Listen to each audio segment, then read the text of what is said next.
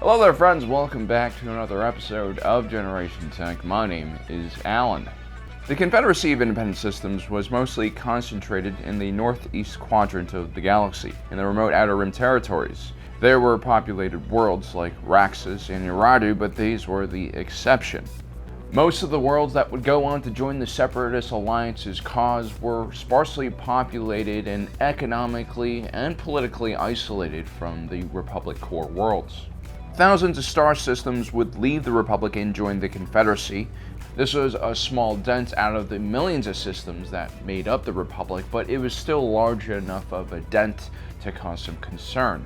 The Confederacy was created from real grievances. Many of the Outer Rim worlds were neglected by the core worlds despite the fact that they paid taxes and followed Republic trade laws. These Outer Rim worlds lacked direct representation within the Senate, and to make matters worse, many of these planets were victim to bandit and xeno attacks and received zero help from the Republic's judicial forces. The power balance had shifted massively between the Republic and these Outer Rim territories.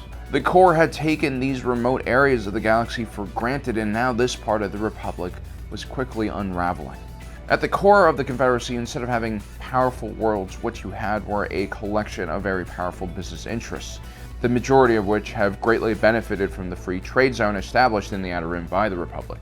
When the Geonosian Accord officially founded the Confederacy of Independent Systems, it was signed by the Separatist Council. This was made up of the Magistrate of the Corporate Alliance, the Viceroy of the Trade Federation, the Chairman of the Intergalactic Banking Clan, the President of the Commerce Guild, and the Foreman of the Techno Union. These were the dark and shadowy individuals who financially backed the Separatist movement and supplied the CIS military with its droid army. Getting these corporations to back the CIS movement was essential. Without them, Count Dooku's movement would have ended the day it started. But in today's video, I want to do a what-if scenario. What if Count Dooku didn't have the backing of the banks and industrial power of the Outer Rim? What if the Confederacy of Independent Systems was a true grassroots movement that relied on flesh and blood rebels to overthrow the Republic's stranglehold of this area of the galaxy?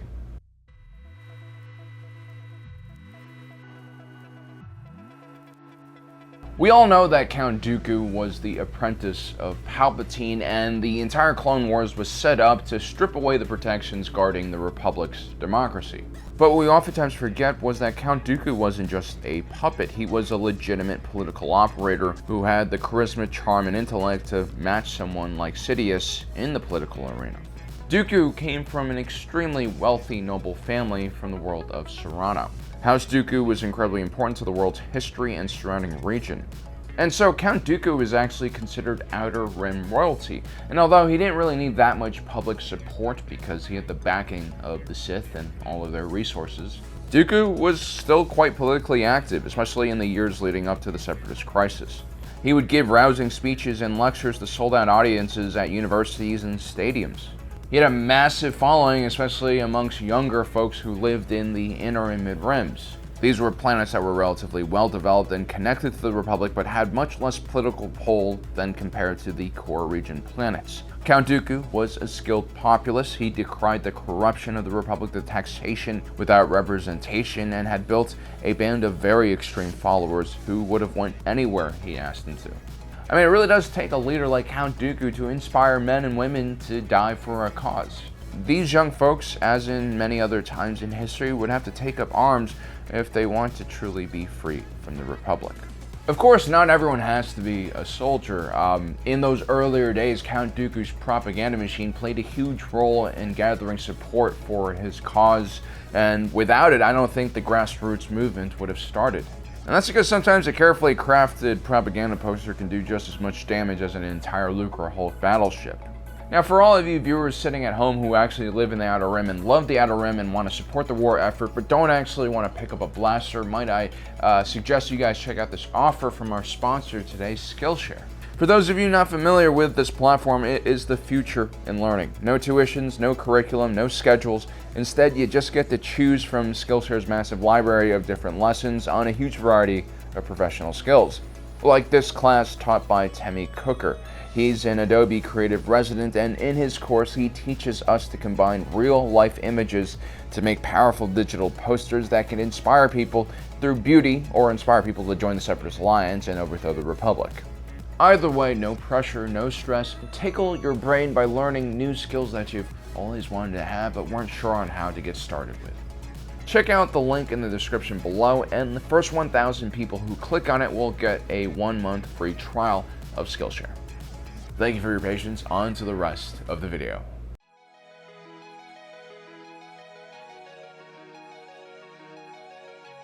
Of course, you can't just start a military with a bunch of students. You also need actual professional soldiers. Luckily, the CIS has access to plenty of PDFs and regional defense forces, which were created in the first place because the Republic lacks a federal military. We actually rarely see these separatist-aligned planetary defense forces in the lore, and that's because usually the fighting during the Clone Wars took place on contested planets and not on pro-separatist planets. We do see pro-Republic PDFs as a result, active during the Onderonian Civil War, a smaller battle within the Clone Wars. We also see PDFs on the planet of Gaul, fighting with the Republic against the Separatist Droid army. Another reason this happened this way was because in those early days of the Clone Wars, the Galactic Republic was caught completely unprepared, whereas the Separatist Droid army was already fully out of production and prepared to fight, and so the majority of the offensive attacks during this period were led by the Separatists on pro-Republic worlds. That's not to say that Separatist worlds didn't have PDFs or regional defense forces, we just didn't get to see many of them. They definitely did exist, and they also had a lot of limitations. For one, these type of forces were generally built only for defensive reasons and never were deployed outside of their home region unless there was some great galactic disaster. PDF soldiers, drafted or volunteered, weren't necessarily the best trained or best equipped soldiers. They were equipped to fight much less dangerous foes like bandits and criminals. If large-scale combat did eventually erupt between a PDF and a conventional army, they were basically expected to hold out until galactic reinforcements arrived. This means that most of these PDFs will have to undergo serious doctrine and equipment change to actually take a part in an offensive campaign. We have to remember that planetary defense forces need to balance its military needs with recurring costs and manpower issues. So this means unless we're talking about a very rich core world, the local PDFs in the Outer Rim will lack capital ships and other larger equipment needed to carry out a full-on invasion. Now, earlier in galactic history during the Stark Hyperspace War, a collective of bandits and pirates began waging war against the Trade Federation. A coalition of planetary defense forces led by the Outlands Regional Defense Force was formed by none other than Wilhelm Tarkin's uncle, Ranulf. They were able to cobble together some civilian freighters together, but ultimately suffered huge casualties when fighting against what essentially was a mob of pirates. This was despite the fact that Ranulf Tarkin had even modernized and standardized this task force. This should remind us that organizing a large military force is an extremely complicated process, and it takes several years to do, not just weeks or months. Just take a look at how much the Rebel Alliance struggled in its earlier days, back when it was trying to unite a bunch of different cells into an actual military group. It took several years for the Alliance to restore the Republic to build up enough resources and trust amongst its various groups that challenged the Empire at Scarif. The Separatist Alliance also hired several animal-themed mercenaries to support their military force. This includes Mr. Admiral Spider, Captain Shark, and General Boar. I can see the Confederacy depending on this tactic once again to supplement their manpower issues.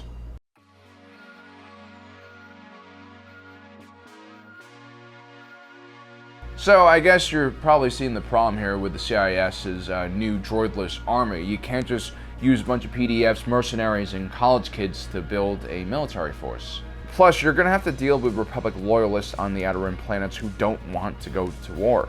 We also have to remember that several civil wars popped up all across the galaxy because the Clone Wars basically ignited pre-existing tension.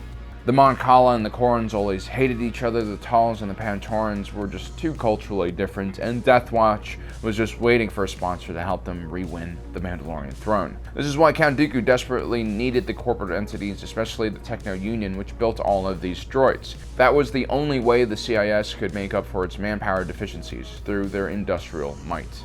I mean, for generations, due to rising price of energy and cost of labor, most heavy industry moved to the Outer Rim along with raw resource production capabilities. Without this huge military-industrial complex that was created in the Outer Rim, the Separatists will look a lot more like the Rebel Alliance in their struggle during the Clone Wars. And so the 200,000 clone troopers the Republic had available at the beginning of the war to send to Geonosis would have probably been enough, at least in the first few years of the conflict. They wouldn't need to rapidly ramp up their production of clones. This is because the Republic wouldn't have to deal with the millions of droids that spread out from Geonosis after that one battle. This actually becomes a problem for Palpatine because the conflict will be far more limited and the Separatists will have no capabilities to strike important Republic worlds. The Senate might not even give Palpatine the emergency powers that he wanted originally, and while they might still approve the Military Creation Act, which allows the Republic to field an army, additional funding or expansion of that army will only come if the Separatist threat is actually taken seriously. There is one positive for Palpatine, and that is the toll the war will take on the Jedi. The Jedi are much better suited for asymmetrical warfare than a clone army ever will be, and so they will be deployed massively to suppress the Separatist movement. I mean, just look at how much the Empire stormtroopers struggled containing the Rebel Alliance. Just replace the Inquisitors with the Jedi, and that's pretty much what you're going to be dealing with. Except the Jedi and the Padawan will have a lot of problems running around and cutting down innocent civilians. Remember, they're not just killing inanimate objects like droids now. This is going to be severely distressing for some Jedi. The Clone Wars was already brutal enough for the peaceful monks. This new element of the conflict would definitely lead a lot of Jedi astray. We already see how individuals like Barriss Offee, Proset Dibs, and Pong Krell reacted to the Clone Wars. Now imagine how many more Jedi would be led astray by the sheer amount of sentient blood they would have to shed to preserve the Republic. Now this will initially be a good thing for Palpatine. The Jedi will have to deal with their internal schism, but eventually having a bunch of dark side Jedi and potentially new Sith arise will be a challenge that Palpatine will have to face as well. So I guess the main thing we can gather from this analysis is that the Separatists really heavily depended on that droid army. Without it, they just simply would not have the military power to threaten the Republic, and that would also change the calculation that the Republic Senate would make when addressing Palpatine's many asks for additional executive power. Anyway, guys, let me know in the comment section below what you guys think. Also, don't forget to subscribe and hit that notification button down below so you don't miss out on the rest of our awesome content. As usual, my name is Alan, reminding you that my allegiance is to the Republic, to democracy.